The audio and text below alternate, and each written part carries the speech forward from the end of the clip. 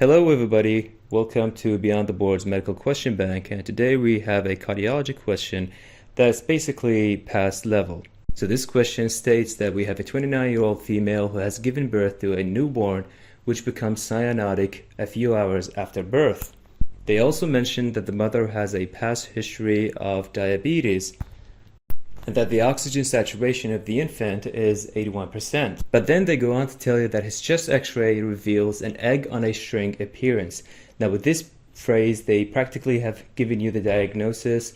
This is very buzzy descriptor, and obviously for the USMLE Step 1, it's basically telling you that this patient has transposition of the Great Arteries, or TGA. So TGA is a condition in which we have the aorta coming off of the right ventricle instead of the left, and the pulmonary artery coming off of the left ventricle instead of the right.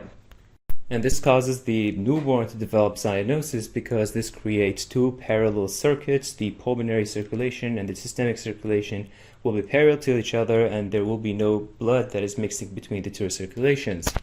The egg on a string appearance is very buzzy descriptor for TGA, and the egg actually represents the heart.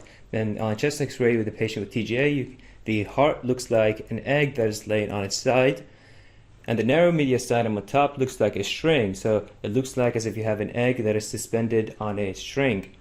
This mediastinum is narrow because you have the arteries, the pulmonary artery and the aorta coming off right next to each other instead of spiraling around each other, so the mediastinum becomes narrow. Sometimes they also say that because of the stress, there's also associated thymic atrophy, giving rise to a narrow mediastinum. But nevertheless, this is a very important descriptor, and you should be familiar with it, especially on a Step 1 exam. So then they ask you that the newborn condition is due to an abnormality of which of the following structures. So transposition of the great artery is caused by an abnormality within the aorticopulmonary septum. This is the septum that divides the truncus arteriosus into the aorta and the pulmonary trunk. And if that septum fails to spiral around itself, then you can have TGA. Then you develop TGA. This is usually associated with diabetes within the mother. So the correct answer is failure of spiraling of the aorticopulmonary septum.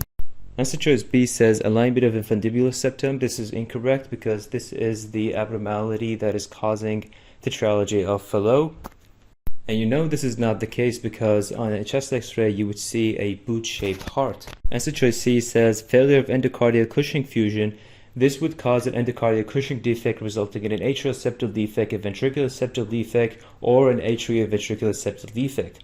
This is incorrect as this would cause an acyanotic congenital heart disease, meaning that the child would not develop cyanosis immediately after birth.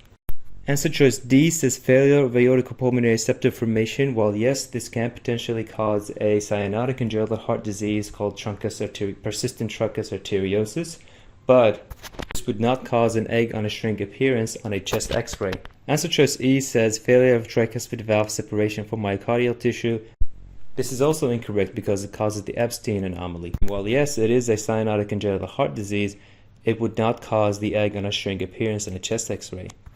I have another video in which I talk about transposition of the great arteries in more details. If you want to learn about it, you can go watch it. If you like this video, give this video a like, subscribe to the channel, and thanks for watching.